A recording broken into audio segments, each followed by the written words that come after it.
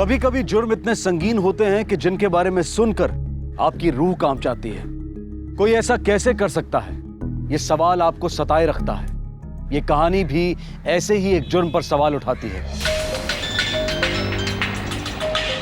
हाँ जी बोलो। Sir, building number 16 में एक बच्चे की लाश मिली है। ठीक है, तुम क्राइम सीन पर पहुंचकर इन्वेस्टिगेशन शुरू करो, मैं बाद में मिलता हूँ। Okay sir.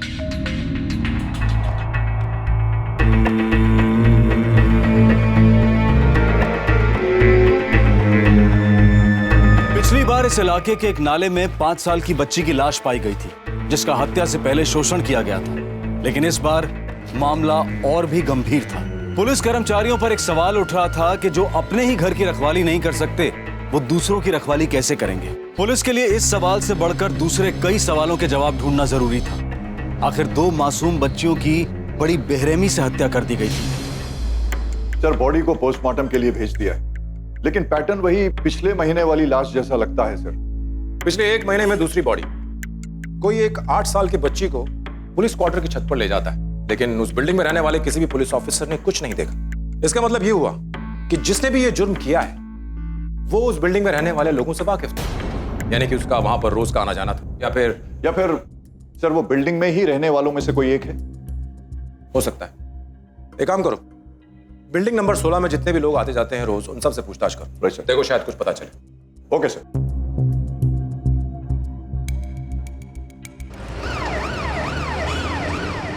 जिस बच्ची के साथ ये हुआ, याद करो, कभी उसे देखा उस बिल्डिंग में, कंपाउंड में? नहीं देखा। साहब ने आपको बुलाया है। जिस बच्ची के साथ ये हुआ, याद करो, उसे तुमने कहाँ देखा? बिल्डिंग में, कंपाउंड में या कहीं और? नहीं सर, मैंने कहीं नहीं देखी।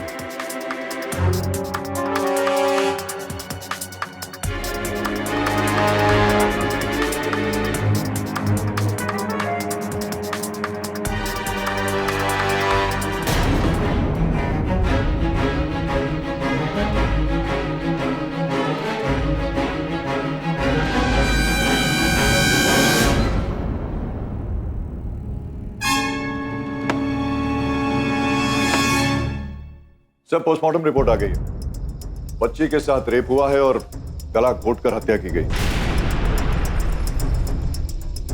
रूही की लाश पर किसी और शख्स का डीएनए पाया गया। एक काम करो, बच्ची के माँ बाप को इन्फॉर्म कर दो। Okay sir. और उनसे कहो कि वो बॉडी ले जा सकते हैं।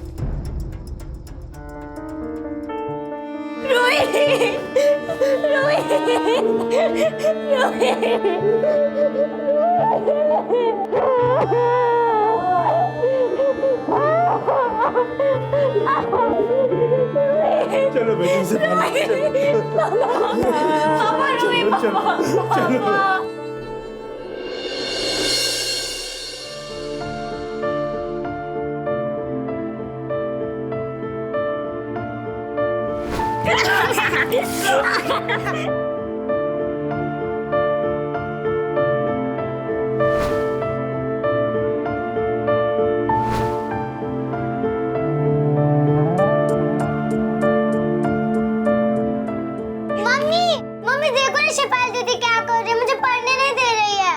रूही, शेफाली, काय चाललंय दोघांचं तुम्ही? और शेफाली, तुम इतनी बड़ी हो गई फिर भी तुम्हें अक्ल नहीं है ना? कितना मस्ती करती रहती हो। रूही, रूही।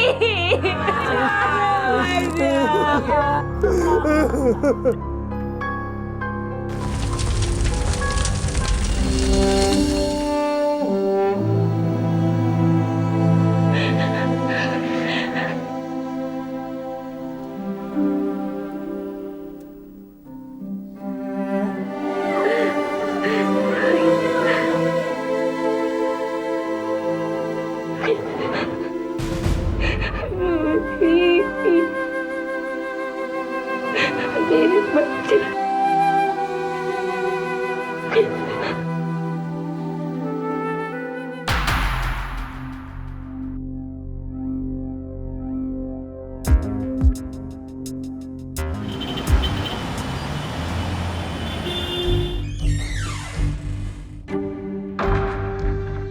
सर, रूही शर्मा की फैमिली आई है, वो आपसे बात करना चाहती है। बुलाओ। Yes sir.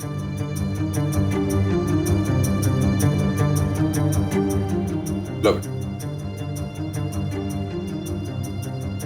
बोलो बेटा, बोलो। बेटा घबराने की जरूरत नहीं है, तुम जो कहना चाहती हो खुल के बताओ। सर, मेरी बहन मेरी वजह से ही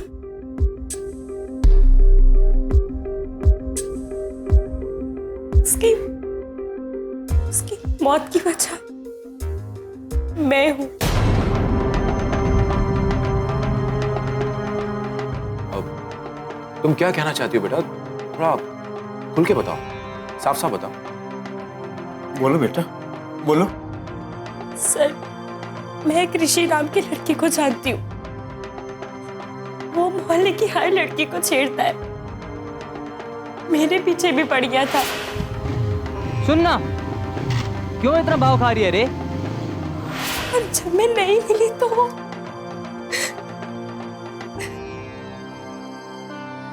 देखो बेटा, घबराओ मत। तुम जो कुछ कहना चाहती हो मुझे साफ साफ बताओ और पूरी बात बताओ। अगर तुम पूरी बात नहीं बताओगी तो मैं तुम्हारी कोई मदद नहीं कर पाऊंगा। वो रोज मेरा पीछा करता था, मुझे तंग करता था।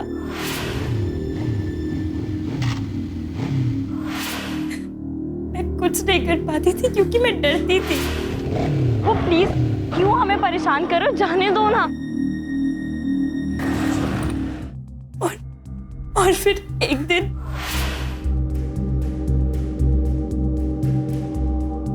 मुझे नहीं चाहिए। आप ले लो, आपके लिए लेके आया मुझे नहीं। हूँ। तो चॉकलेट खाओगे आप?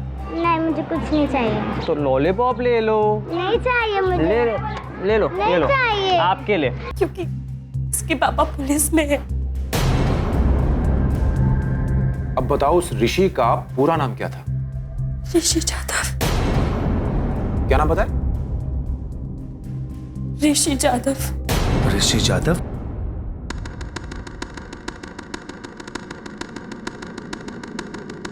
उसने मेरी बहन को मार डाला साहब, मार डाला उसने मेरी बहन को। रूही की लाश मिलने के 2 दिन बाद कहानी में ट्विस्ट आ गया। शेफाली के बयान से इतना तो साफ हो गया था कि ऋषि के पास रूही को मारने का मोटिव था, लेकिन जांच अब तक पूरी नहीं हुई थी। पर सबसे बड़ा सवाल यह था कि आखिर ऋषि कहां गायब था और क्या उसके कारनामों के बारे में उसके पिता को जरा भी अंदाजा था? अरे गावकर, तू ये ना। मैडम, ऋषि बाबू आहे का? नहीं रे, 3 दिन से घर नहीं लौटा। क्या रे? सर, ये तू जा।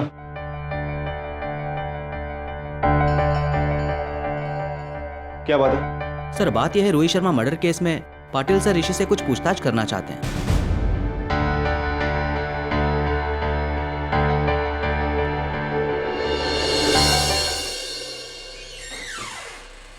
सर, टेलीफोन कंपनी से ऋषि जाधव के कॉल के रिकॉर्ड्स आ गए हैं। ओके। पिछले 2 दिन से इसका फोन बंद आ रहा है और इसका आखिरी नोन लोकेशन अंधेरी ईस्ट दिखा रहा है। और इसने आखिरी 2 कॉल्स एक ही नंबर पे किए। इससे पहले भी उसने कई बार इस नंबर पे कॉल किया है। पता करो कि ये नंबर किसका है। देशमुख ये नंबर लो और इसके कॉल डिटेल्स निकालो। जी सर। पाटिल, जादव बाबू आप। ऋषि को तुमने क्वेश्चनिंग के लिए बुलाया, क्या सबूत है उसके खिलाफ? जादव बाबू, ऋषि पिछले 3 दिनों से गायब है और आपने अभी तक उसकी मिसिंग रिपोर्ट तक नहीं लिखाई। तुम ऋषि को इतनी अच्छी तरह से नहीं जानते। 3-4 दिन दोस्तों के घर रहना उसके लिए तो आम बात है। लेकिन हर बार जब वो घर से बाहर रहा है, उसके घर की छत के ऊपर लाश भी तो नहीं मिली। और इस बार ऋषि के खिलाफ मरने वाली लड़की की बहन ने स्टेटमेंट भी दर्ज किया है। देखो जादव, मैं समझ सकता हूं कि तुम एक इंस्पेक्टर होने के साथ साथ एक पिता भी हो। और इस केस की तहकीकात के दौरान मैं सिर्फ इतना जानना चाहता हूं कि मेरी मुलाकात एक पिता से होगी या फिर इंस्पेक्टर प्रणव जाधव से।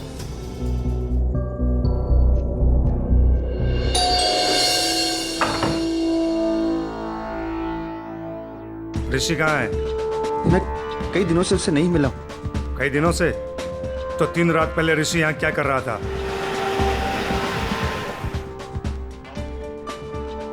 ऋषि के लोकेशन का पता चल गया? ठीक है, मैं भी पहुंचता हूँ। गावकर, चल। तुम लोग चल आ चल कहाँ? चल पुलिस स्टेशन, सब पता चल जाएगा। चल पुलिस स्टेशन। पापा को पता है कि तुम लोग मुझे लेने आए हो? हाँ चल, तुझे पता चल जाएगा। चल। पिछली 3 रातों से कहाँ थे तुम? फ्रेंड के घर पे था, पढ़ाई कर रहा था। पढ़ाई कर रहे थे या फिर पार्टी कर रहे थे? तुम्हें तो ये भी पता नहीं होगा कि तुम्हारे घर की छत पर रूही की लाश मिली है। उस छोटी सी बच्ची का रेप करके बेरहमी से मर्डर कर दिया गया है। तुम दोनों बहनों का पीछा किया करते थे, उन्हें तंग करते थे। ऐसा कैसे बोल सकते हो सर? मैं लाइक करता था शेफाली को, बस, और कुछ नहीं। मैंने कभी उसके साथ जबरदस्ती करने की कोशिश नहीं की। तुमने रूही को तंग किया था और शेफाली ने तुम्हें थप्पड़ मारा था। गुस्सा तो आया होगा तुम्हें? गुस्सा तो बहुत आया था सर, पर मैंने सोचा जाने दो। लेकिन मैंने कभी जबरदस्ती नहीं की है। मैं तो बस छोटी बहन को पटाने की कोशिश कर रहा था, जिससे बड़ी बहन के साथ सेटिंग हो जाए। और रही लड़की की बात, एक जाती है तो दूसरी आती है। दूसरी वो जहां से तुझे उठा के लाए? ऋषि, अगर तुझे मैं रेप और मर्डर के केस में अंदर कर दूं ना, तो ये सारी हेकड़ी निकल जाएगी तेरी। फिर करते रहना अंदर पार्टी ऑल नाइट। तो कर दो ना अंदर, पर सबूत क्या है?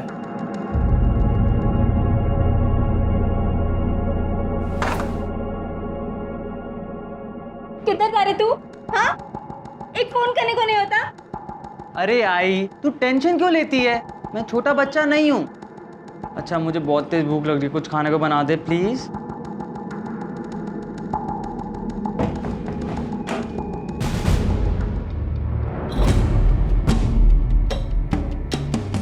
किधर था तू? कहाँ झक मार रहा था? पुलिस स्टेशन में था, आपके अजय साहब ने रोक के रखा था। पता है मुझे, मेरी गलती है जो तुझे इतनी छूट दे के रखी है। ये दिन तो देखना ही था। मुझे परवाह नहीं है अजय के सामने तुमने क्या बोला है।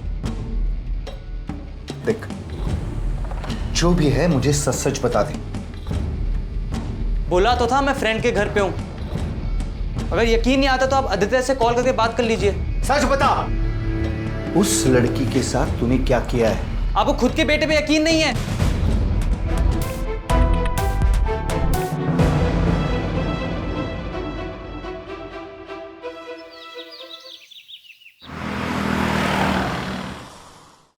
सर, ये फाइल।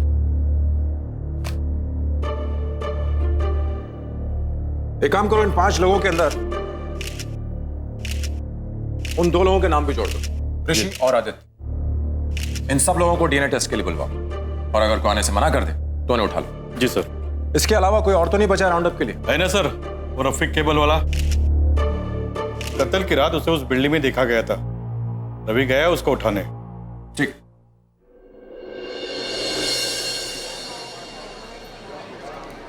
बिल्डिंग नंबर 17 में केबल कनेक्शन ठीक किया क्या?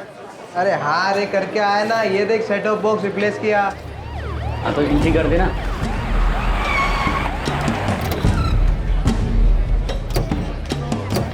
बिल्डिंग नंबर 16 में तुम लोगों में से कौन जाता है? मैं जाता हूँ साहब। और 6 तारीख की शाम को कौन गया था? वो तो मैं गया था सर, ये तो ड्यूटी पे गया हुआ था। अच्छा चलो सर। चलो साहब चलो चलो चलो, मैं बताता हूँ। साहब हुआ क्या साहब? क्या किया इसने साहब?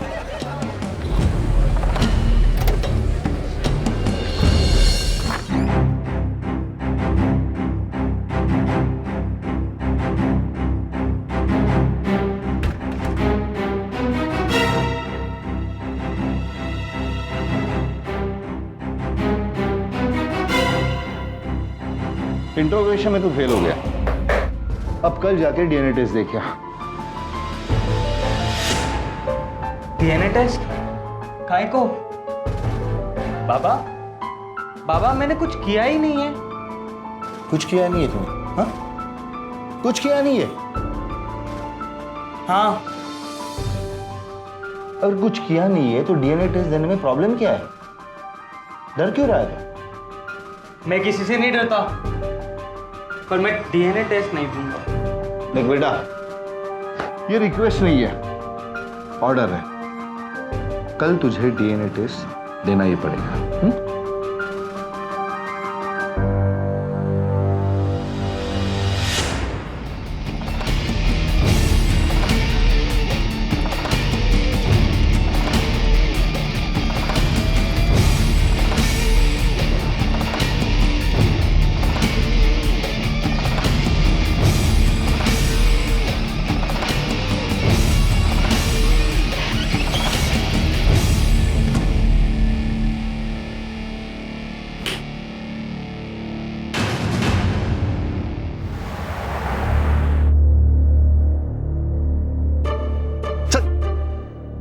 राव, उसको अंदर डाल।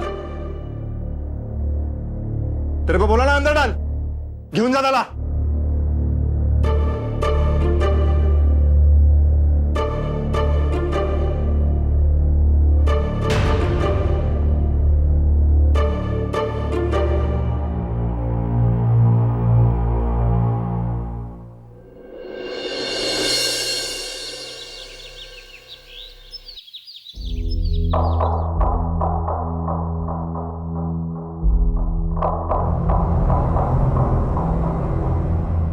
साले क्या किया तूने? कहाँ फंसा दिया? चुपचाप बैठा रहे।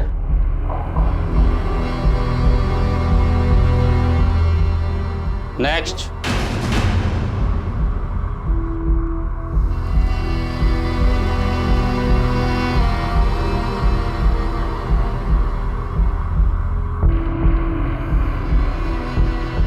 Open your mouth.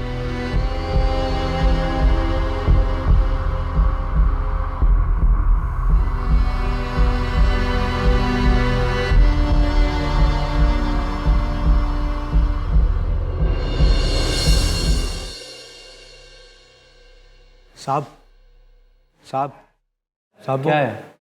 रफ़ीक को, मेरे दोस्त को किधर लाए साहब आप लोग? कभी छोड़ोगे साहब उसको? 1-2 दिन में सब पता चल जाएगा, अभी निकलो। साहब उसकी माँ पूछ रही थी साहब, सब लोग परेशान हो रहे हैं साहब, बताओ ना साहब।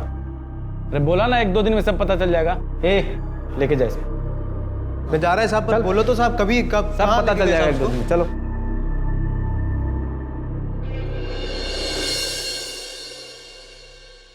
सर, ये ऋषि यादव की ब्लड रिपोर्ट्स है।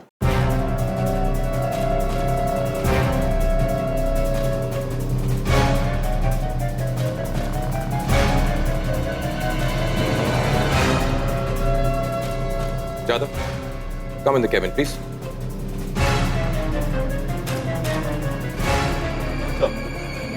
यादव, सारी डीएनए रिपोर्ट्स आ चुकी हैं, पर अनफॉर्चुनेटली किसी का भी प्रोफाइल हत्यारे से मैच नहीं करता है।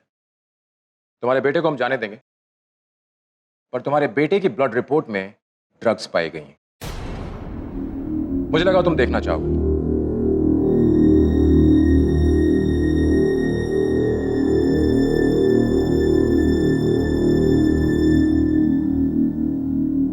अगर हत्यारा इन 8 में से नहीं है तो फिर कौन है? मुझे लगता है हम जरूर कुछ न कुछ मिस कर रहे हैं।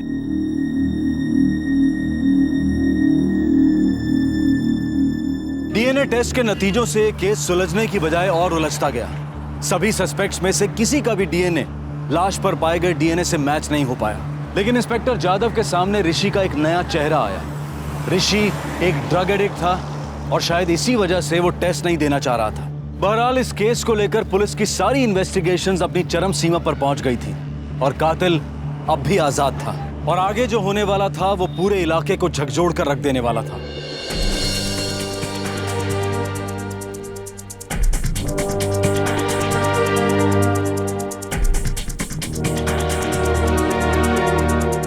नफीसा बेबी, साहब मेरी बच्ची अभी तक घर नहीं आई है। आप सब जगह ढूंढा, पता नहीं बच्ची कहाँ चलेगी, कुछ पता ही नहीं चल रहा है। नाम क्या बच्ची का? नफीसा अली। नफीसा अली। घरचा पत्ता? 19/100। ठीक आहे, आम्ही तपास करतो, जसं काय भेटेल ना तुम्हाला कळवतो. ओके, या. साहब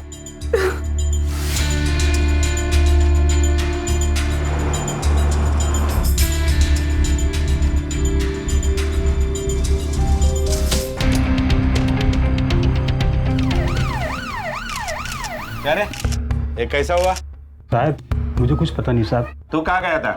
मैं 1 महीने से मुंबई में था ही नहीं, हैदराबाद गया था। अच्छा, ये खोली मेरी है साहब, 2 महीने से बंद है। मैं भाड़ेदार ढूंढने की कोशिश की साहब, लेकिन कोई भाड़ेदार मुझे मिला ही नहीं।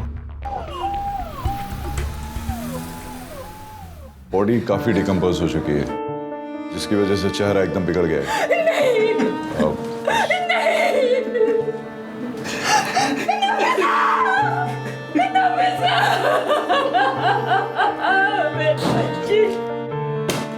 लाश जहां मिली है वहां ऐसा हो ही नहीं सकता कि बच्ची को किसी ने देखा ना हो। तुम एक काम करो, बच्ची का फोटो लो और 4-5 किलोमीटर के रेडियस में सबसे पूछताछ करो, सबसे। Okay sir.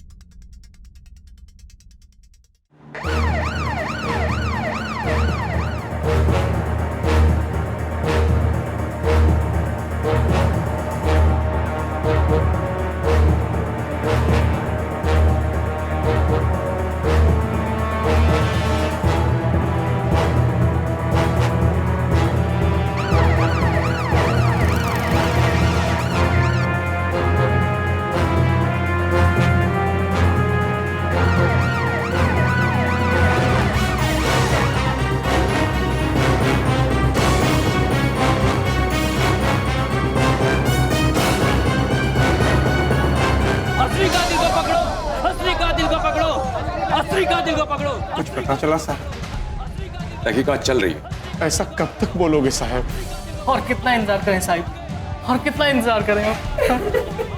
देखिए हम लोग बहुत जल्द कातिल को पकड़ लेंगे, आप बेफिक्र रहिए। अरे आप लोग शांत रहिए, पुलिस अपना काम कर रही है। अरे इन लोगों को पता है यार असली कातिल कौन है, लेकिन फिर भी छुपा रहे हैं क्योंकि पकड़ तो सकते हैं नहीं। आप किसी की हत्या होती है तो इसका जिम्मेदार आप लोग होंगे। आप लोग होंगे इसके जिम्मेदार। अरे आप लोग शांत रहिए, पुलिस अपना काम कर रही है। अरे क्या काम कर रही है पुलिस? फिर से वही मोडस ऑपरेंडी, फिर से रेप, फिर से गला घोट करके हत्या। सर, हैदराबाद पुलिस ने कंफर्म किया है कि रमजान अली कत्ल के वक्त हैदराबाद में ही था। ये देखिए रिपोर्ट। वो वहां पर 20 दिनों के लिए था ना? जी सर। और कत्ल हुआ, इसका मतलब रमजान अली हत्यारा नहीं हो सकता। अच्छा, उसके दरवाजे पर जो ताला लगा था जिसको हमने तोड़ा, उस पर कुछ फिंगरप्रिंट्स मिले थे, उनका कोई मैच मिला? नहीं सर, हमारे रिकॉर्ड्स में तो ऐसा कुछ भी नहीं मिला। नफीसा की जो ये पोस्टमार्टम रिपोर्ट है, इसमें उसका ब्लड ग्रुप है O पॉजिटिव, और उसकी लाश पर जो खून का धब्बे मिले थे उसका ब्लड ग्रुप था AB पॉजिटिव, राइट? और यही नहीं, नफीसा के नाखूनों में जो बाल मिले उसका DNA और खून के धब्बों का DNA सेम है। तीनों लाशें इन 3 जगहों पर पाई गई। इसका मतलब यह हुआ कि हत्यारा इसी इलाके के बीच में कहीं छुपा हुआ है। हत्यारे का ब्लड ग्रुप AB पॉजिटिव है, यह हम सब जानते हैं। अब इस इलाके में कितने लोग होंगे जिनका ब्लड ग्रुप AB पॉजिटिव होगा? उन सब लोगों को राउंड अप करो और उनमें से कातिल को छांटने के लिए उनका DNA टेस्ट करवाओ, सबका।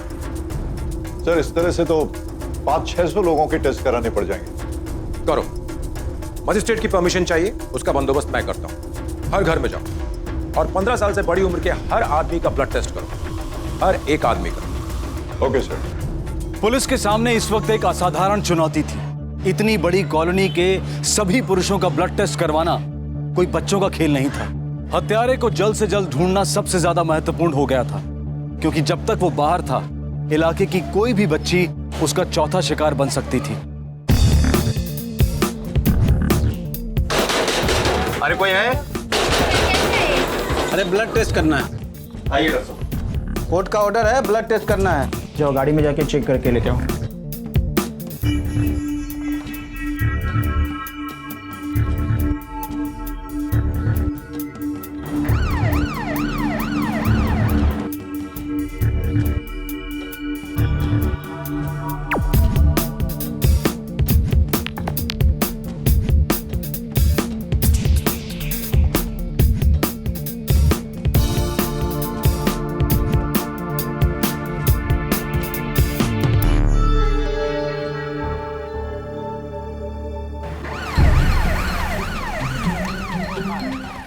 ए, सलीम तेरा नाम है ना? चल, बड़े साहब ने बुलाया।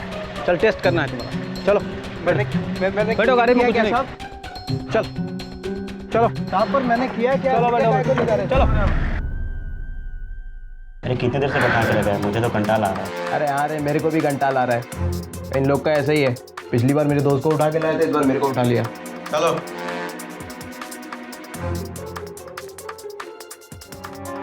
Open your mouth. काय को खोलने का है मुंह?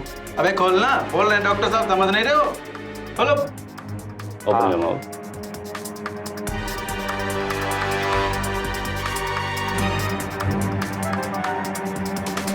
जाने दो यार, जाने दो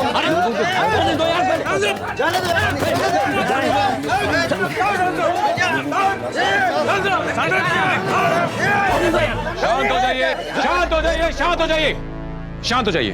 हमको क्यों शांत करा रहे हो साहिब? उन्हीं लोगों को तो आपने छोड़ दिया और हम गरीबों को आप पकड़ रहे हो। ये अच्छी बात नहीं है। देखिए, ऐसा कुछ भी नहीं है, ये सिर्फ एक छोटी सी फॉर्मेलिटी है। इन लोगों को आज ही छोड़ दिया जाएगा, और ये सब हम दरअसल असली अपराधी को पकड़ने के लिए कर रहे हैं। विश्वास कीजिए, हम सब आपके साथ ही हैं, इसलिए प्लीज शांति बनाए रखिए। लोगों के धैर्य का पारा चढ़ता जा रहा था। एसीपी बसंत कांबले को लगभग हर रोज लोगों को दिलासा देने के लिए आना पड़ रहा था। सर, आपने मुझे बुलाया sir? Ajay, we need to control this. I don't want this to be blown out of proportion. सारे सस्पेक्ट्स को डीएनए टेस्ट के बाद जाने दो और उन पर नजर रखो। Okay sir. पुलिस पर प्रेशर बढ़ता ही जा रहा था, पर लोगों का भी डरना जायज था।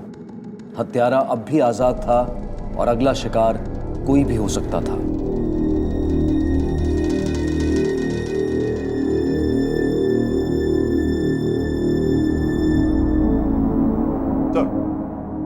सर, पूछताछ से पता चला है कि नफीसा अली के अगवा होने के दिन उसको 3 लोगों ने देखा था। एक राधिका नाम की औरत, एक ऑटो रिक्शा ड्राइवर जिसका नाम यूसुफ है, और भाऊ भोपे। तीनों को बुला। Okay sir. नाव का तुझा? राधिका। उस बच्ची को कहाँ देखा था तुमने? मैं एक बस स्टॉप पे खड़ी थी अपनी विशी मंडली के साथ। वहाँ इस बच्ची को एक आदमी के साथ देखा, सामने वाले बस स्टॉप पे। उस बच्ची को कहाँ देखा था तुमने? सर, मैं पटेल दुकान के सामने खड़ा था, तभी मैंने देखा एक लड़का इस बच्ची का हाथ पकड़ के लेके जा रहा था। एक लड़का इस बच्ची को लेकर मेरे रिक्शे में बैठा था, बोला खूबसूरत स्टोर से जाना है। मैं ले गया साहब। मैं खूबसूरत स्टोर के लिए लेफ्ट ले रहा था, बोला राइट ले लो। तो मैंने कहा कि खूबसूरत स्टोर तो लेफ्ट में है, तो बोला कि मैं जैसा कहता हूँ वैसा करो। अगर अमित कुमार वो सामने आएगा, पहचान लोगे उसे? जी बिल्कुल। हाँ सर। पहचानो, इनमें से कोई है क्या? नहीं सर। ये? नहीं सर।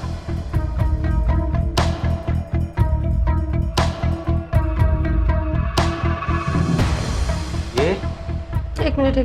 सर पीछे कीजिए। सर पीछे पीछे पीछे लो, पीछे लो।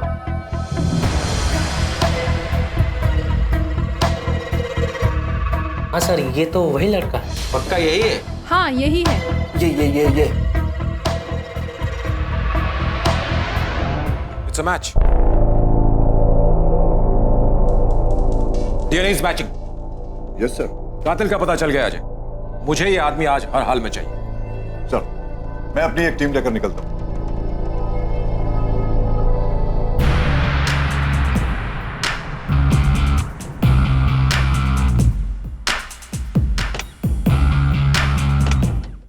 अबे जब उन्होंने तेरे को छोड़ दिया तो मिला क्यों नहीं?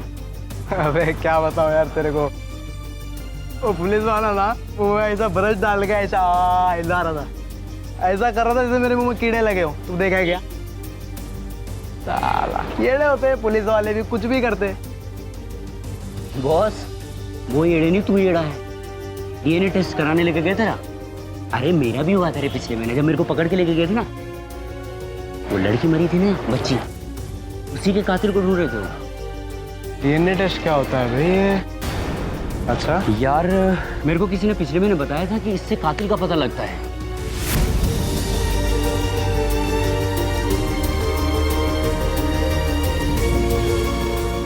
क्या हुआ? तो चल, मैं मिलता हूँ बाद में। अरे ओए, अरे सलीम,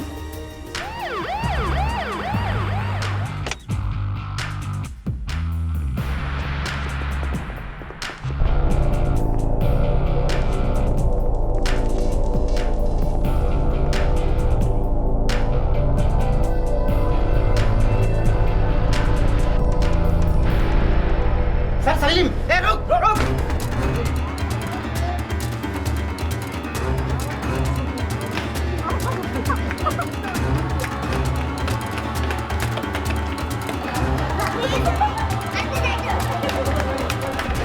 देख, तेरे पास दो ही रास्ते हैं, सब कुछ सच सच उगल दे, वरना हमें टेढ़ी उंगली करके भी घी निकालना आता है, समझ गया? साहब कुछ किया होगा तो बताऊंगा ना साहब।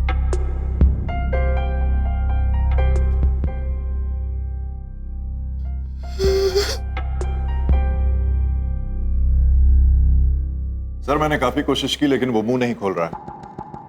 जुर्म तो इसने किया है और इसका मुंह खुलवाना भी बहुत जरूरी है। एक काम करो, तुम इसके घर जाकर तलाशी लो। Okay sir.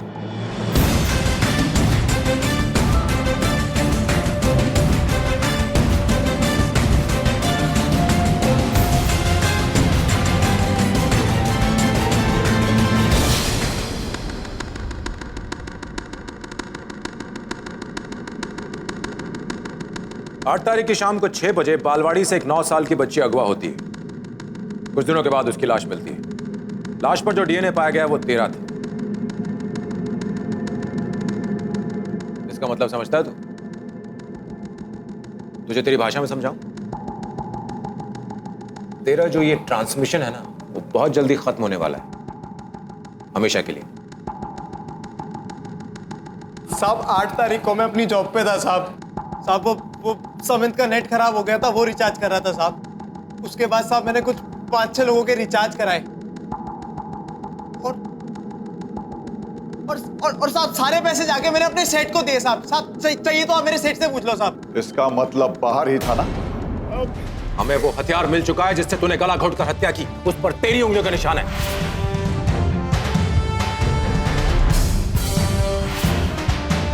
जिस खोली में तूने लड़की की लाश छुपाई, उस पर लगे ताले पर भी तेरी ही उंगलियों का निशान है। उसके अलावा तेरे खून से सने जो कपड़े मिले हैं, उस पर खून नफीसा का है जो कि तेरे घर से मिला है। उसके अलावा हमारे पास 3 चश्मदीद गवाह हैं जिन्होंने तुझे उस रात नफीसा के साथ देखा था। इसी तेरी भलाई इसी में है कि तू सब कुछ सच सच बता दे, नहीं तो 3 कत्ल के इल्जाम में तुझे फांसी की सजा से कोई नहीं बचा पाएगा।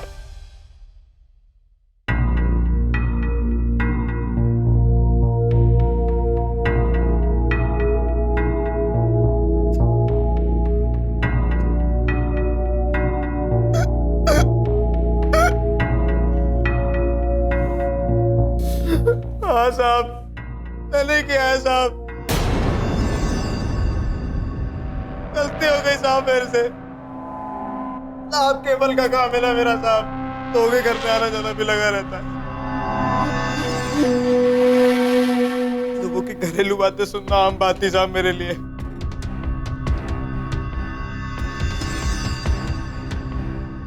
नफीसा के घर भी जाया करता था साहब मैं। अम्मी, आप ना मुझे वो नई जरी वाली सलवार सूट लेके दोगी? कौन सी वाली? अरे वही जो मैं खूबसूरत स्टोर में देखी थी कल। अरे पहले तेरा रिजल्ट तो आने दे। केबल वाले भैया, हुआ कि नहीं आपका अभी तक? जी ये चल गया, आप चेक कर लो। आजकल केबल का बहुत कंप्लेंट आ रहा है आपके यहाँ से। बस ये आखिरी बार था, अब कुछ नहीं होगा, अब आप चेक करो।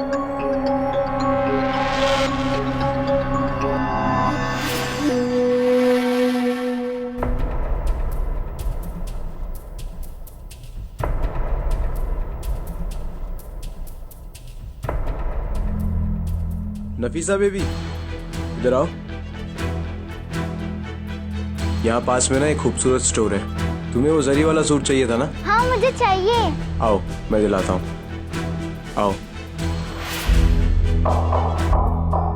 फिर क्या किया तूने? एक दिन साहब मैं उसको रिक्शे में बिठाकर एक खोली में ले गया। सलीम ने पहली 2 लड़कियों के कत्ल का इल्जाम कबूल नहीं किया, शायद इस उम्मीद में कि उसे सजा कम मिलेगी। पहले 2 केसेस में सबूत कम होने की वजह से वो केसेस अभी भी ओपन हैं। हालांकि सलीम के अरेस्ट के बाद इस इलाके में बच्चियों के शोषण और हत्या की कोई वारदात सामने नहीं आई। मुंबई की एक स्पेशल विमेन कोर्ट ने सलीम को नफीसा अली के मर्डर के लिए आईपीसी की धारा 364 के तहत किडनैपिंग के लिए, धारा 376 सबसेक्शन 2 के तहत बलात्कार के लिए और धारा 302 के तहत हत्या के लिए दोषी पाया है। सलीम को उम्र कैद की सजा सुनाई गई है। कुछ लोग ऐसे होते हैं जो हमारे घर के सदस्य नहीं होते, लेकिन फिर भी उनका हमारे घर में आना जाना लगा रहता है। सलीम एक केबल वाला था जो नफीसा के घर में आता जाता रहता था, पर उस पर कभी किसी ने गौर भी नहीं किया। उसने घर की अंदरूनी बातों को सुनकर उन्हीं बातों को अपने फायदे के लिए इस्तेमाल किया और एक घिनौने अपराध को अंजाम दिया। अपने बच्चों को छूट देना अच्छी बात है, लेकिन इस केस के विविध पात्रों से एक बात साफ है, बच्चों के बारे में खबर रखना, उन्हें सही सीख देना और सचेत रखना अपने बच्चों और घर की सुरक्षा के लिए अनिवार्य है।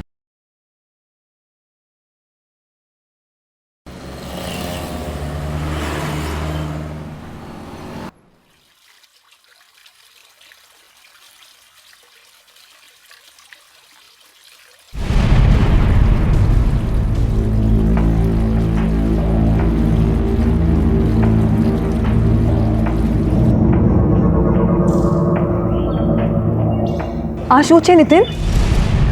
पेपर नैपकिन है और क्या है? वो मुझे भी पता है, लेकिन ये लिपस्टिक का निशान किसका है? मुझे क्या पता। लेकिन फिर ये पेपर नैपकिन तुम्हारी जेब में कहाँ से आया? रूपा तुम खामखा में शक कर रही हो। अरे कल रेस्टों में बैठा हुआ था क्लाइंट के साथ, कुछ हिसाब करना था, इस पे कर लिया, फिर पॉकेट में रख लिया। अब लिपस्टिक का निशान कैसे आया, किसका है? बस रहवा दो, तुम्हारा जरूर कुछ चल रहा है। मेरा कुछ नहीं चल रहा है, तुम्हारा दिमाग चल रहा है, और वहम का कोई इलाज नहीं होता।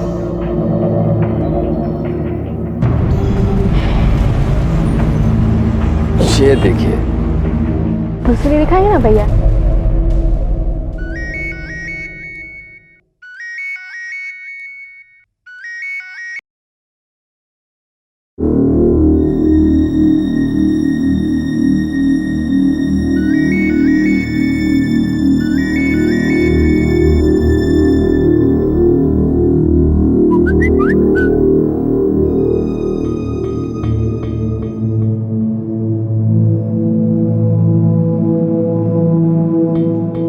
हेलो नितिन। ये क्या नाटक है रूपल? हाँ, पहले खुद ही शक करती हो, फिर ना खाने की धमकी। अरे तुम जानती हो ना, इन दिनों भूखा रहना बच्चे के लिए अच्छा नहीं है। तो फिर तुम फोन क्यों नहीं उठा रहे थे? अरे कस्टमर के साथ था, अब यकीन नहीं आता, फोन दो क्या? बस बस बाबा, और सुनाने की जरूरत नहीं है। वो मैंने सॉरी बोलने के लिए फोन किया था। इट्स ओके, मेरी भी गलती थी। अब ऐसी चीज देखोगी तो रिएक्ट तो करोगी ना। मुझे भी थोड़ा शांति से समझाना चाहिए था, खास करके इन दिनों में जब तुम्हें स्ट्रेस लेने की बिल्कुल जरूरत नहीं है। लेकिन मेरा यकीन करो रूपल, वो लिपस्टिक का निशान कैसे आया मुझे कोई आइडिया नहीं है। नितिन ठीक छे, I believe you. Thanks. Take care, bye.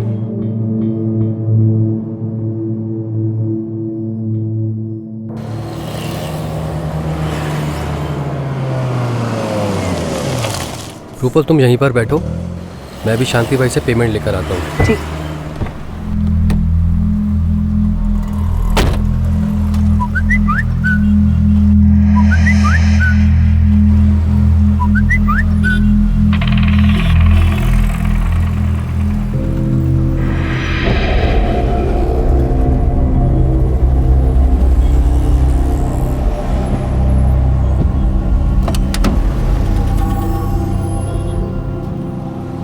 ये क्या है नितिन? क्या? सोचे ये सब तुम पकड़े गए हो। मुझे नहीं मालूम ये कौन है। मुझे बेवकूफ मत बनाओ। कब से चल रहा है ये सब? रूपल प्लीज तुम हाइपर मत हो, मैं समझाता हूँ ना सब। मुझे कुछ समझना सुनना नहीं है। अरे मेरी प्रेगनेंसी को बस 3 महीने हुआ है और तुमने ये सब। रूपल तुम एक मिनट फोन दिखाओ, अभी इस नंबर पे कॉल बैक करता हूँ, सब सच सामने आ जाएगा।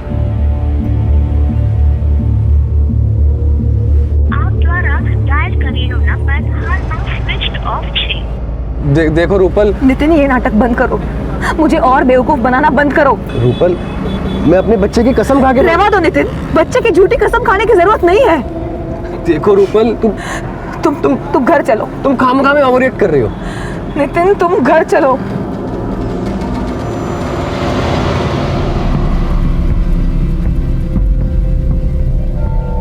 नितिन बेटा शू थयो? अपनी बहू से ही पूछो ना। अच्छा पाप करो आप और पूछो मुझसे। आप खुद ही बताओ ना कि आपका क्या चल रहा है। नितिन बेटा हमें बताओ। पप्पा कोई मजाक कर रहा है मेरे साथ। मजाक? ये देखिए पापा, ये मैसेजेस पढ़िए। ये सब आपको मजाक लगता है? नितिन, ये सब क्या है? आप भी रूपल की तरह बेवजह शक कर रहे हैं मुझ पे। शक करने की वजह है मेरे पास। तुम्हारा उस सिमोन के साथ अब भी कुछ चल रहा है। अगर उसे भुला नहीं सकते थे तो क्यों मुझसे शादी की? क्यों मेरी लाइफ बर्बाद की? देखो रूपल, मेरा पास्ट मत घसीटो तुम। अरे हाँ, था ना मेरा सिमोन के साथ रिश्ता, पर शादी से पहले था और तुम जानती थी ना सब कुछ।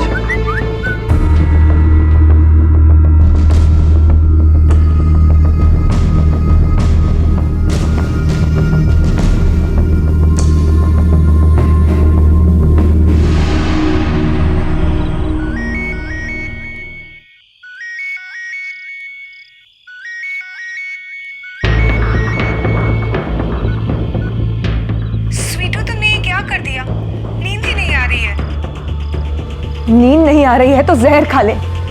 क्यों हमारी शादीशुदा जिंदगी में जहर?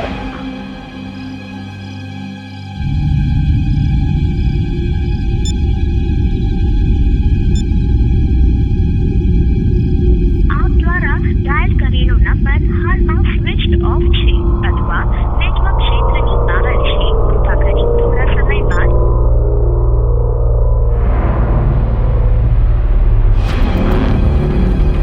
सर, पिछले कुछ दिनों से बहुत परेशान हो गया हूँ। पहले 2 अलग अलग नंबर से एसएमएसेस आए, फिर कल आधी रात को तो फ़ोन भी आया सर, और मैंने हर बार नंबर्स पे कॉल बैक किया है, पर हमेशा फ़ोन स्विच ऑफ ही रहा। इंस्पेक्टर साहब, हमारा हंसता खेलता परिवार बिखरने के कगार पर है। क्या कोई ऐसा है जो आपको मानसिक तौर पर परेशान करना चाहता हो? नहीं सर, ऐसा तो कोई भी नहीं है। Jadeja. Yes sir.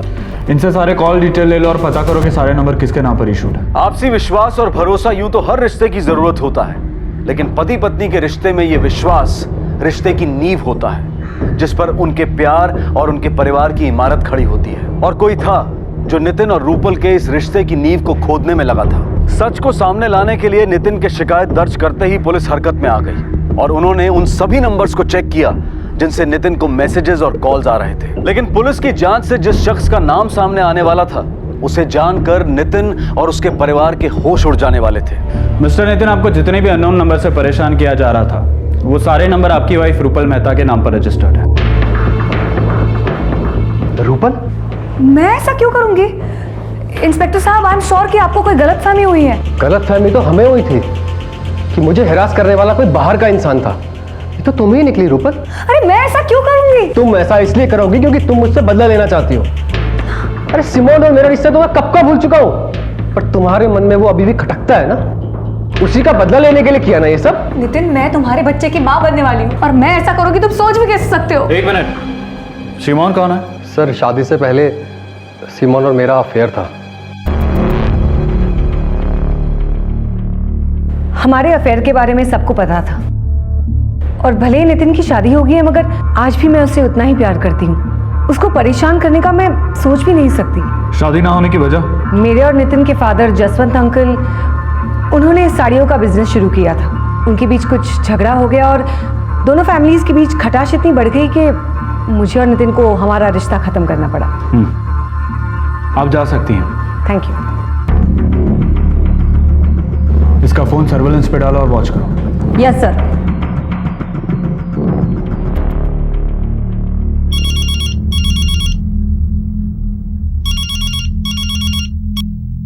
Hello. Hello जी, नमस्ते। नमस्ते। कल रात सूरत चलना था, भाई साहब की पार्टी है फार्म हाउस पर। क्या रेट है आपका एक नाइट का? कौन बोल रहा है? नाम क्या है तुम्हारा? अजी, नाम में क्या रखा है, दाम की बात करो ना। Just shut up.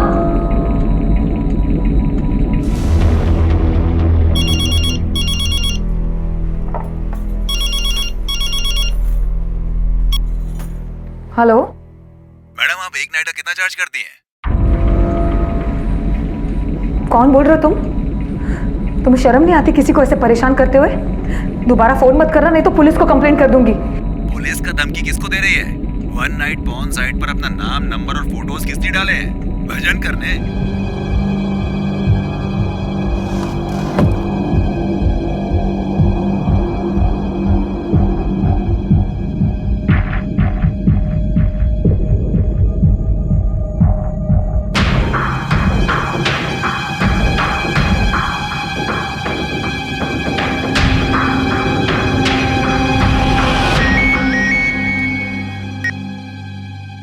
हाँ रूपल, શું થયું? બોલ ના.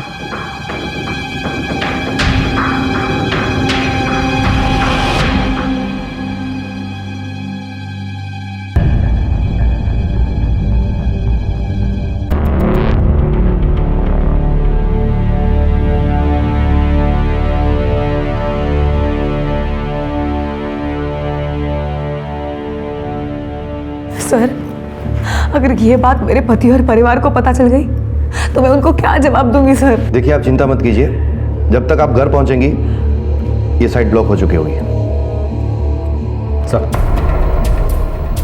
लेकिन सवाल ये है कि ये सब किया किसने? I mean, आपको किसी पर शक है? I really don't know sir कि इन सब के पीछे कौन है।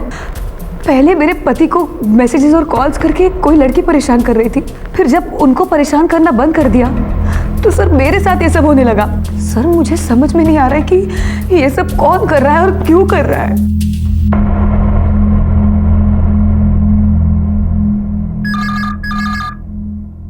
हेलो, एक रात तक क्या बजट है तुम्हारा? क्या बकवास कर रहे हो? फोन रखो। शू था युवा? अरे कोई बदमाश है तो गंदी गंदी बातें कर रहा था। जी मैं रूपल का ससुर बोल रहा हूँ। आप? अच्छा, तो रूपल की डील आप ही करते हो? 2 नाइट के लिए बुक करना था भाई, रेट क्या है? नालायक, शर्म नहीं आती तुम्हें ऐसी बातें करते हुए? फोन रख। अबे तो मिल एक बार, फिर बताता हूँ मैं तुझे। मेरी बीवी के बारे में उल्टा बोलता है, छोड़ूंगा नहीं तुझे मैं। पुलिस के डंडे पड़ेंगे ना, फिर मालूम चलेगा तुझे। ये रूपल, ये सब पता नहीं कौन है तुम्हारे बारे में उल्टा सीधा बोले जा रहा है।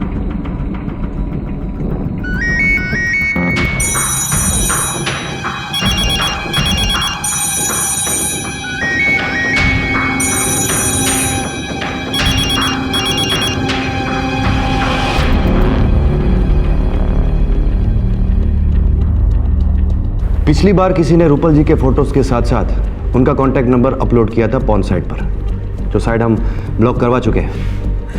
लेकिन फिर से किसी ने इनके कॉन्टैक्ट नंबर के साथ साथ आप सभी के कॉन्टैक्ट नंबर्स भी अपलोड किए हैं। हमें तो समझ ही नहीं आ रहा कि ये सब कौन और क्यों कर रहा है। सर इसके बारे में अगर किसी को पता लगा तो छीना मुश्किल हो जाएगा सर।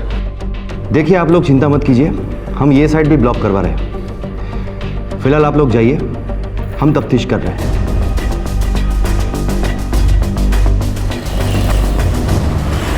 सर वो 2 मोबाइल सेट जिससे रूपल के पिक्चर्स अपलोड किए गए थे, वो शहर के 2 अलग-अलग हिस्सों में से लावारिस बरामद हुए हैं और उसके साथ सिम कार्ड भी मिले हुए हैं सर। पता करो वो दोनों सिम कार्ड किसके नंबर पर रजिस्टर्ड है। Yes sir. सर ये क्या कह रहे हैं आप? मिस्टर नितिन, आप अनजान बनने की कोशिश मत कीजिए। हमें ये पता लग चुका है कि जिस 2 सिम कार्ड से आपकी वाइफ के फोटोज अपलोड किए गए हैं वो आपके नाम पर इशूड थे। मेरा यकीन मानिए सर, इसमें मेरा कोई हाथ नहीं है। हाँ, जब मुझे मालूम चला कि जिन नंबर से मुझे हैरेस किया जा रहा था वो मेरी वाइफ के नाम से इशू हुए, तब थोड़ा बहुत टेंशन था हमारे बीच में। पर सर वो मेरे होने वाले बच्चे की माँ है, मैं कैसे कर सकता हूँ उनके साथ में ऐसा कुछ? मैं बिल्कुल सच बोल रहा हूँ सर, प्लीज सर मेरा यकीन करिए सर। ठीक है, अभी के लिए आप जा सकते हैं, लेकिन शहर से बाहर मत जाइएगा। ठीक, थैंक यू सर। सर कहीं ऐसा तो नहीं कि ये पति पत्नी एक दूसरे को परेशान करने के लिए ये सब कर रहे हो? शायद रूपल को नितिन के अफेयर का पता चल गया हो और इसलिए वो उसे हैरेस कर रही हो और उसका बदला लेने के लिए नितिन उसे परेशान कर रहा हो सकता है। पता करो कि इस केस में जो भी सिम कार्ड इस्तेमाल किए गए हैं वो कहां से खरीदे गए हैं। शायद वहीं से हमें खरीदने वाले की पहचान का पता चल जाए।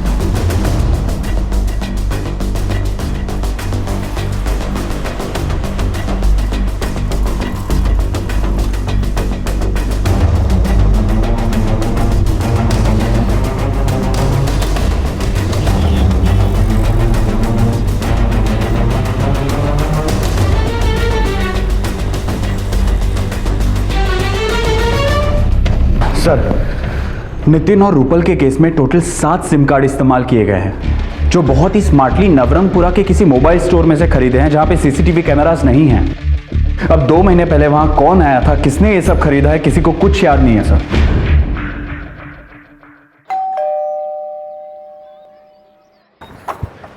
जी तमे कौन? वाह वाह वाह रूपल जी, आप तो फोटो से भी ज़्यादा खूबसूरत हो। वैसे मैं बंटी हूँ मैडम, मैं कब से आपका नंबर ट्राई कर रहा हूँ मगर आपका नंबर ही बंद आ रहा है। चलो कोई बात नहीं, मैंने बहुत अच्छी अच्छी पार्टियों से बात करके रखी है और आज रात का बुकिंग भी मिल रहा है। आप टेंशन मत लो, आपका कोई भी रेट हो मैं पार्टी को कैसे भी पटा लूँगा। बस मेरा 30% कमीशन रहेगा। तुम्हारी हिम्मत कैसे हुई मेरे साथ ऐसी बकवास करने की? निकल जाओ यहाँ से वरना मैं पुलिस को बुला लूंगी। क्या हुआ? क्या हुआ बहू? कौन है ये? देखिए ना पापा, खबर रहती कौन से कब से मेरे साथ गंदी गंदी बातें कर रहा था। क्या मैं बहू से ऐसी बातें कर रहा है? पकड़ इसको। शरीफों के पोल में आके हमारी बहू बेटियों को परेशान करते हैं। पुलिस पे दे देता है। एक मिनट पुलिस को बुलाने से पहले मेरी एक बात सुन लो। मैं कहीं नहीं भागूंगा, पहले मेरी बात सुन लो। एक मिनट। हाँ, ये देखिए, आप देखो मोहल्ले की बहू। ओ अंकल जी आप भी देखिए, आपकी बहू क्या गुल खिला रही है, देखिए।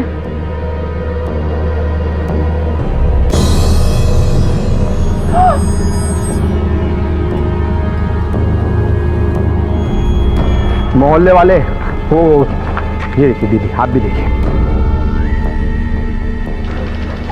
आप भी देखो, आप भी देखो। देखो भाई देखो, सब मोहल्ले वाले देखो, आपकी बहू बेटी क्या गुल खिला रही है, देखो। बुलाओ अभी पुलिस को।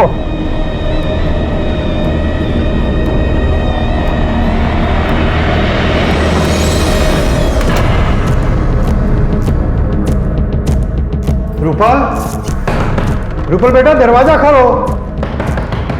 रूपल बेटा।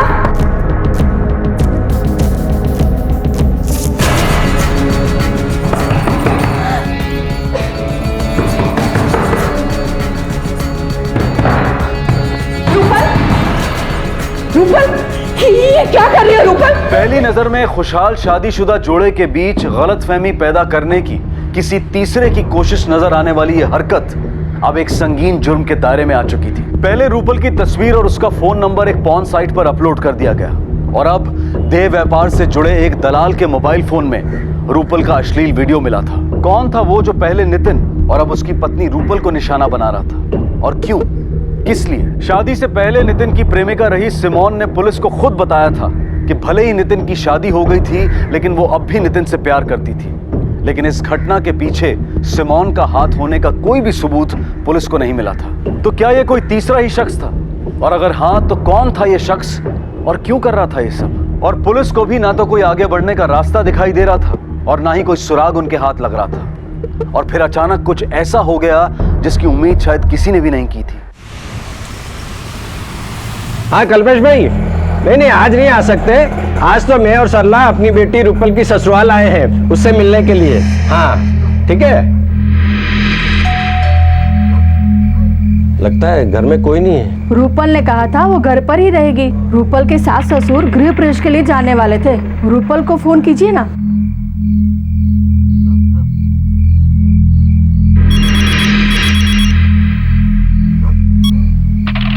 फोन नहीं उठा रही, मैं लैंडलाइन पर ट्राई करता हूँ। हाँ।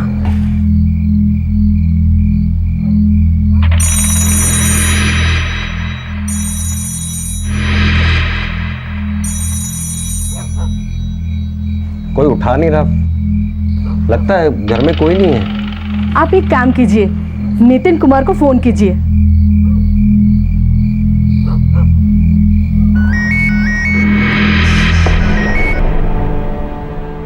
पापा जय श्री कृष्णा। जय श्री कृष्ण नितिन कुमार, कहाँ हो आप लोग? हम लोग आपके घर के बाहर ही खड़े हैं। जी मम्मी पापा तो पड़ोस वाले घर में गृह प्रवेश के फंक्शन में गए होंगे, पर रूपल तो घर पे ही होगी ना, आप उसका फोन ट्राई कीजिए। अरे हमने रूपल के मोबाइल पर और घर के लैंडलाइन पर दोनों पे ट्राई कर चुके हैं, कोई फोन नहीं उठा रहा। हो सकता है रूपल भी समधी जी के साथ गृह प्रवेश पर गई हो। हाँ हो सकता है। वैसे पापा मैं 15 मिनट में घर पहुंच जाऊंगा, आप वहीं रुकिए ना, मैं आता हूँ अभी।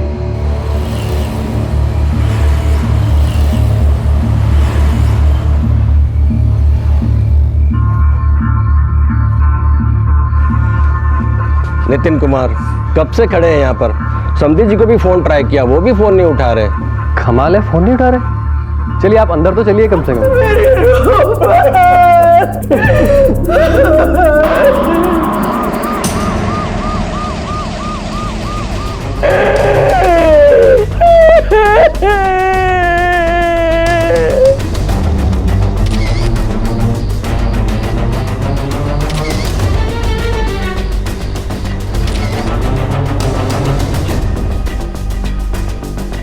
इन तीनों में से सिर्फ रूपल पे मल्टीपल स्टैबिंग की गई है। इसका मतलब कातिल का मेन टारगेट रूपल थी।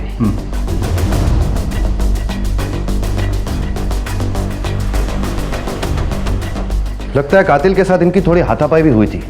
लेकिन सर घर में से एक भी सामान गायब नहीं हुआ है। इसका मतलब कातिल लूट के इरादे से नहीं आया होगा।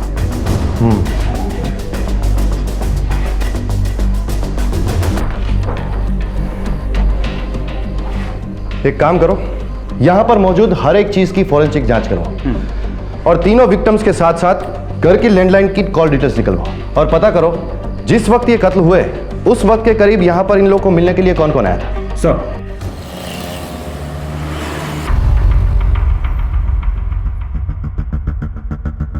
सर, रूपल की कॉल डिटेल में से एक विकास त्रिवेदी का नंबर मिला है।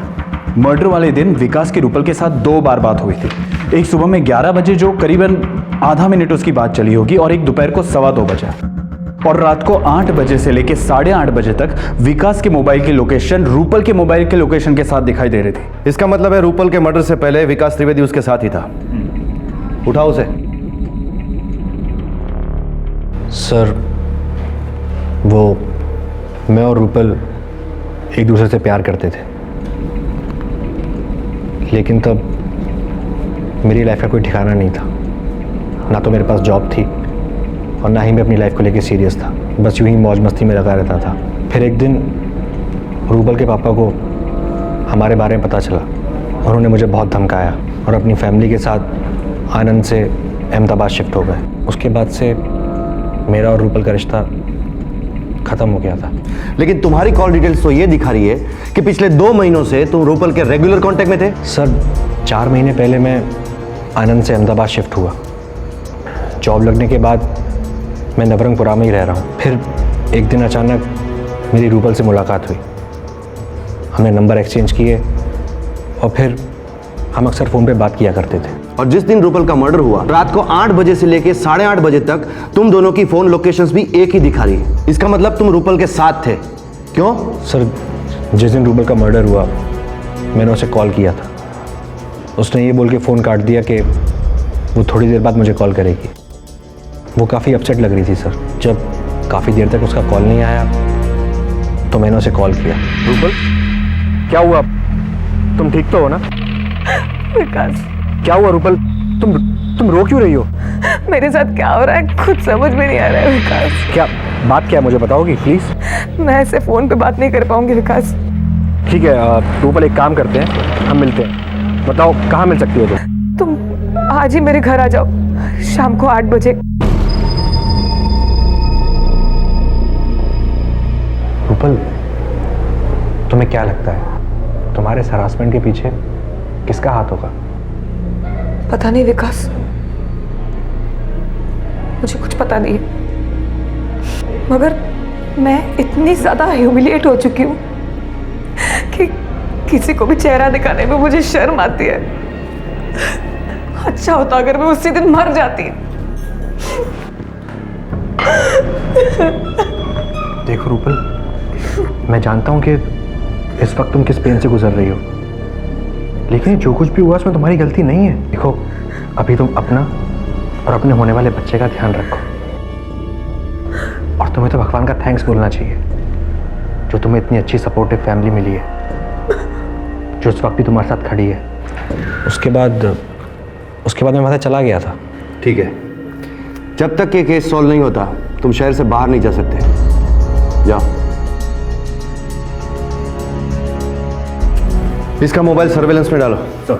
और वो सिमोन की रिपोर्ट निकालने के लिए कहा था, क्या हुआ? सर, हमने पता करवाया है। कत्ल के दिन शाम को 6 बजे से लेकर 11 बजे तक सिमोन रमणीक भाई के घर पे थी।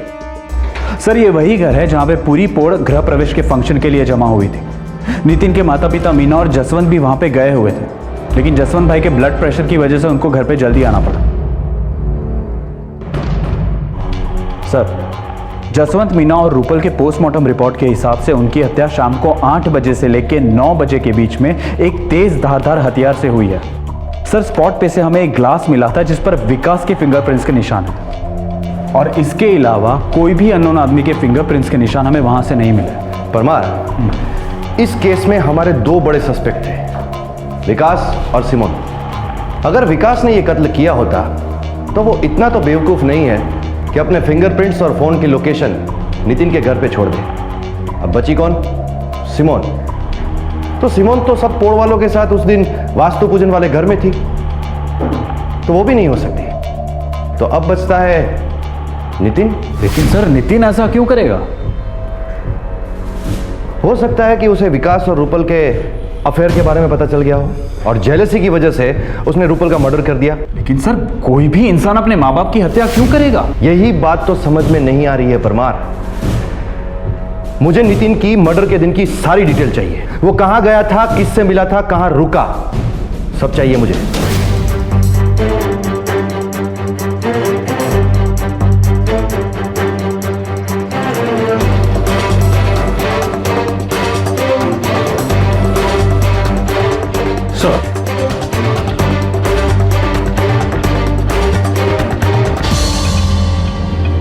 सर एक बहुत ही इंपॉर्टेंट क्लू मिला है।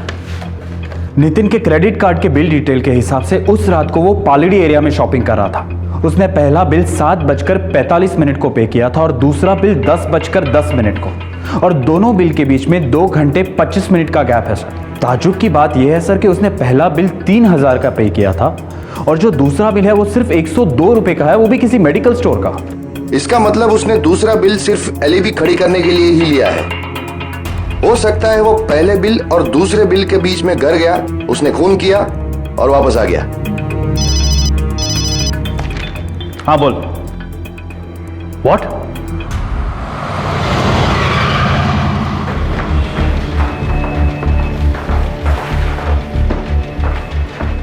नितिन मेहता की हालत कैसी है? जख्म काफी गहरा है, बहुत बुरी तरह से हमला हुआ है। उनका स्टेटमेंट ले सकते हैं? जी, लेकिन he needs rest, so please don't take too long. Sure.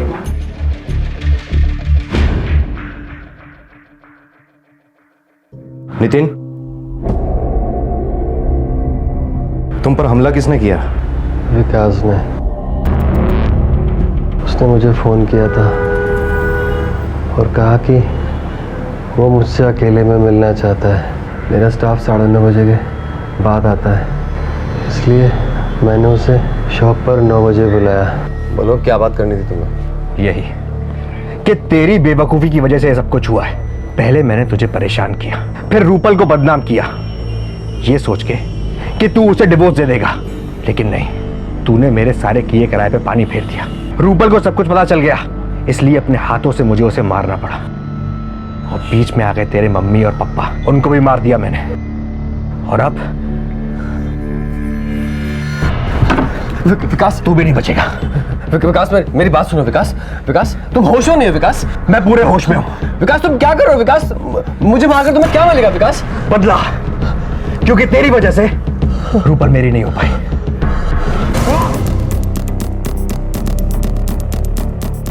विकास को लेकर आओ। सर।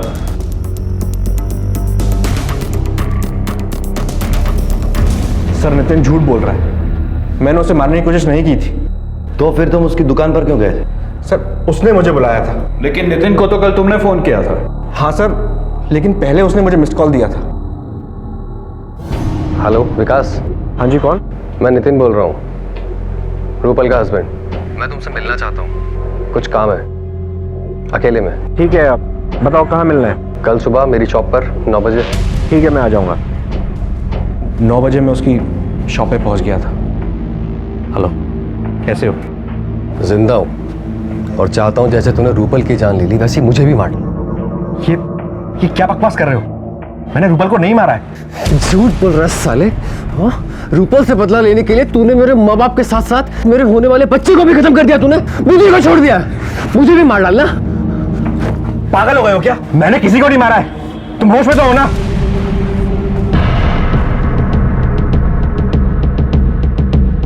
देखो नितिन, मेरी बात सुनो, तुम्हें कोई गलतफहमी हुई है, मैंने किसी को नहीं मारा है। तूने ही सबकी जान लिया ना, मुझे भी मार दे। मार मुझे भी। नहीं, पागल हो गए हो क्या? मुझे डाल, मुझे मार। नहीं, अगर यही बात थी तो तुम वहां से भागे क्यों? पुलिस के पास क्यों नहीं आए?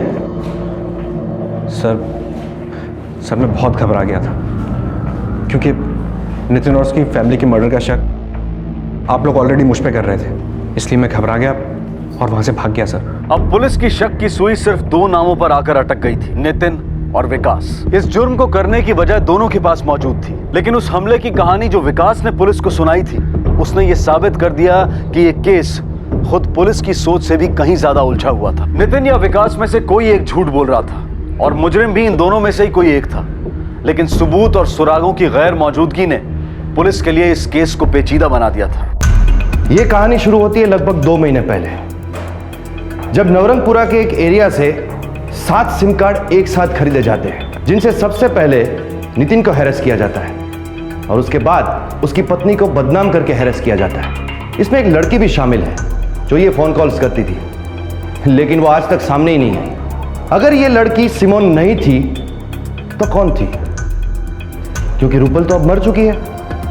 तो अब बचे वो 4 लोग, जिसमें सबसे पहला रूपल का पति नितिन, दूसरा रूपल का प्रेमी विकास, तीसरी सिमोन और चौथी वो अननोन लड़की, अगर वो इस प्लानिंग में शामिल है तो। अब हमें यह पता करना है परमार कि इन चारों की जिंदगी में ये 2 महीने पहले जब प्लानिंग हुआ तब क्या चल रहा था। सबकी पर्सनल डिटेल निकालो, पता करो कि ये लोग कहां जाते थे, किन से मिलते थे, इनका कनेक्शन किन किन लोगों के साथ था। मुझे सब डिटेल चाहिए। Right sir.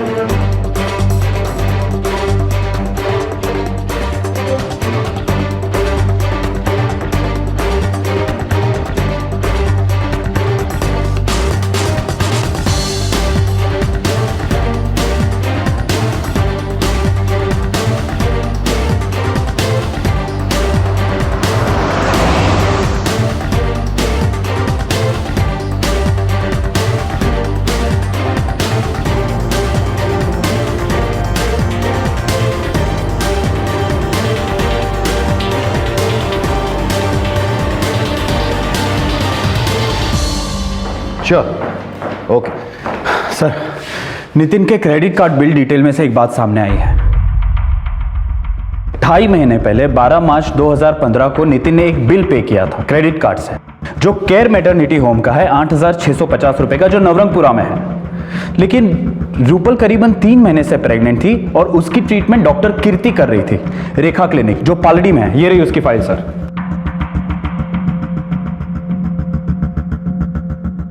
चलो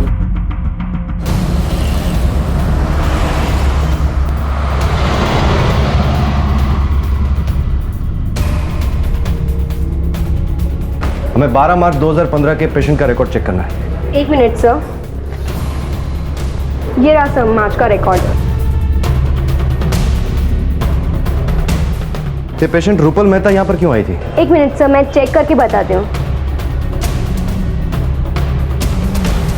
सर, रूपल मेहता यहाँ अबॉर्शन के लिए आई थी, जो 12 मार्च को किया गया था। पॉसिबल नहीं सर, रूपल का अबॉर्शन हो ही नहीं सकता, क्योंकि पोस्टमार्टम की रिपोर्ट के हिसाब से रूपल मौत के वक्त 3 महीने की प्रेग्नेंट थी और डॉक्टर कीर्ति के रिपोर्ट के हिसाब से उसकी कंसेप्शन डेट 25 फरवरी है। इसका मतलब 12 मार्च 2015 को जो एबॉर्शन हुआ है वो रूपल के नाम से किसी और का हुआ है और इसका पेमेंट हमारे नितिन भाई ने किया है। हमें 12 मार्च 2015 की सीसीटीवी फुटेज चेक करनी है। थोड़ा और फॉरवर्ड कीजिए।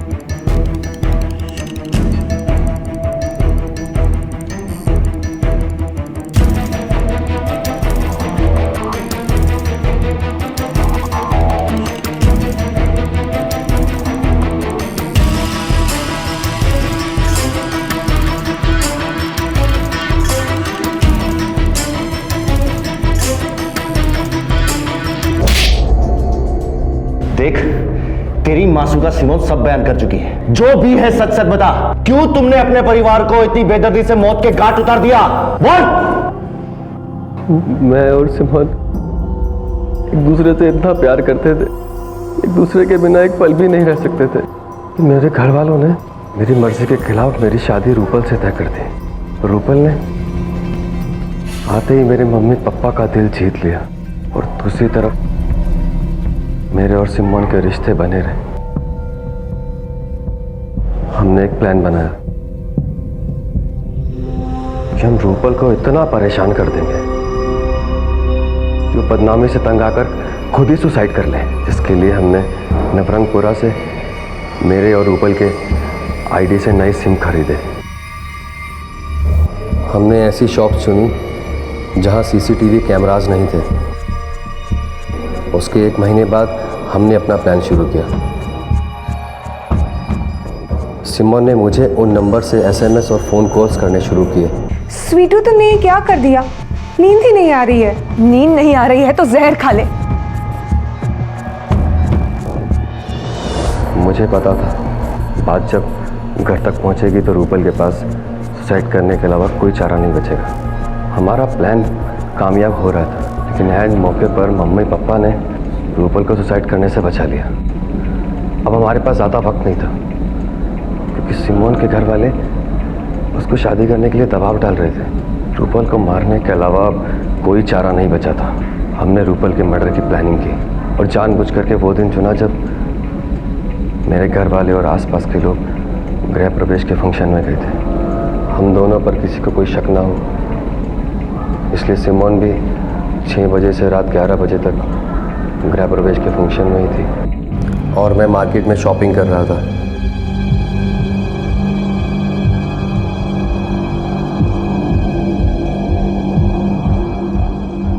फिर मैंने अपना सामान और मोबाइल वहीं अपनी गाड़ी में छोड़ दिया ताकि मेरी लोकेशन मार्केट की ही दिखे। उसके बाद मैंने एक ऑटो लिया और घर पहुंचा। घर की चाबियां मेरे पास भी रहती थी, उनसे मैं घर में घुसा।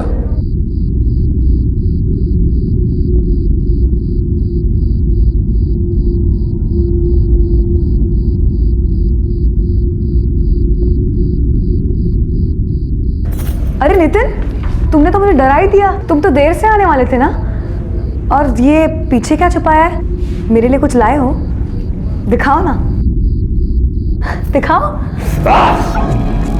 और इसके बाद जब तुम्हें विकास और रूपल के अफेयर के बारे में पता चला तो तुमने सारे मर्डर्स विकास के ऊपर डालने चाहे ताकि वो जेल चला जाए और ये केस बंद हो जाए। हाँ, इसलिए मैंने विकास को मिस कॉल दी। मैंने पहले से ही कैंची ऐसी जगह रखी थी कि विकास उसे आसानी से उठा सके, और वही हुआ। मैं जैसे ही कैंची उठाने के लिए आगे बढ़ा, विकास ने कैंची को पहले से उठा लिया। मैंने उसके हाथों से खुद को घायल किया, पर अफसोस ये हो न सका। लेके जाओ इसे।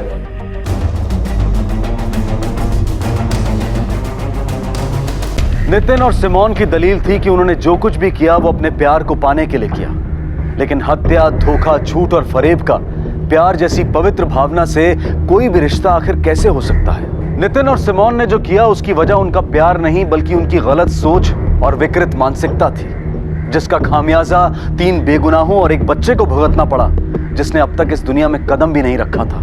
लेकिन नितिन की परवरिश ने उसमें इस समझदारी को विकसित होने का मौका ही नहीं दिया, और जब उसके मन में अपने पहले प्यार सिमोन को फिर से पाने की चाहत पैदा हुई तो वो अपनी चाहत को पूरा करने निकल पड़ा, बिना ये सोचे कि उसकी ये चाहत और इस चाहत को पूरा करने का तरीका दोनों गलत थे, नाजायज थे। लेकिन यहाँ एक अहम सवाल उठता है कि आखिर वो कौन सी वजह होती है जो इंसान की सोच को इस कदर बिगाड़ देती है कि वो अपनी चाहत को पूरा करने के लिए किसी भी हद तक जा पहुंचता है। इसकी कई वजहें हो सकती हैं, लेकिन एक इंसान की सोच को गलत और सही दिशा की तरफ मोड़ने में जिस वजह का सबसे बड़ा हाथ होता है वो होती है उसकी परवरिश। नितिन के माता पिता ने उसकी परवरिश बड़े लाड प्यार से की थी। उसने जिंदगी में जो कुछ चाहा उसे दिया गया, लेकिन उसके माता पिता ने कभी उसे ये नहीं समझाया कि मन में उठने वाली हर चाहत सही हो ये जरूरी नहीं होता। चाहतों का पैदा होना भले ही हमारे हाथ में ना हो, लेकिन गलत और नाजायज चाहतों को पहचान कर उन्हें दबाकर खत्म कर देना हमारे ही हाथ में होता है, और इसी में समझदारी भी होती है। किसी की जान लेकर आप अपनी चाहत को कभी पूरा नहीं कर सकते। इसी विचार के साथ मैं अनूप सोनी आपसे विदा लेता हूं। फिर मुलाकात होगी अगले एपिसोड में और खुलासा करेंगे एक और जुर्म का। तब तक अपना और अपने परिवार का ख्याल रखें और देखते रहें क्राइम पेट्रोल डायल 100। सबक एक को सीख हम सबको। जय। क्राइम पेट्रोल के और भी दिलचस्प कहानी देखने के लिए हमारे चैनल को सब्सक्राइब करें और बेल आइकॉन दबाना न भूलें।